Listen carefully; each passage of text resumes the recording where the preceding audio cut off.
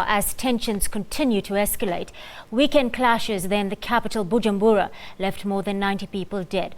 While at the same time, more than 24 generals and senior army officers accused of being behind a failed coup in May this year went on trial in Burundi this week.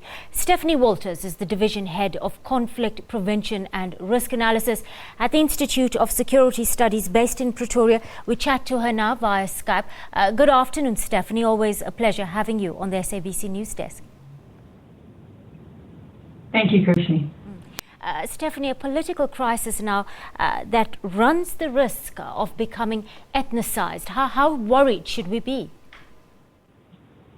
I think we must be very worried. I mean, we've been watching this very closely for the last basically 7 months now, and the situation has just deteriorated and deteriorated. We had hoped that after Nkurunziza won the election that was held in July, he might start to temper his attitude towards the political opposition. That unfortunately hasn't happened. The events that we saw over the last few days, starting last Friday with attacks on 2 military camps in Bujumbura and one outside of Bujumbura, and the heavy security crackdown that has followed afterwards, in which we suspect many young people were summarily executed, but we think that over 100 young people, young men in particular, were killed, are indications of just how far the Nkurunziza government seems determined to go.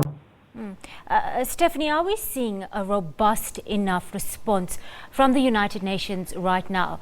When it comes to this unfolding crisis in Burundi, it's getting much worse, like you're telling us. And will more boots on the ground actually alleviate the problem?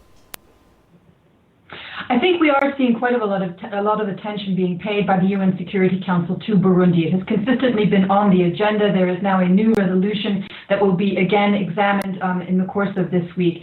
And there are two key issues. One of them is that what the UN Security Council and also the African Union are saying is that there must be a resumption of the dialogue that is being mediated by Ugandan President Yoweri Museveni in his capacity as a member of the East African community. This dialogue, initiated before the elections even ever took place, really did not come to much, and this is now the urgency. We must get the different parties, the political opposition and the government around the table to start finding a way out of this crisis before, as you indicated, it becomes an ethnic issue. That has always been the big fear, is that the ethnic history, the ethnicized politics of the past of Burundi would come out again in this political crisis, although they have not yet.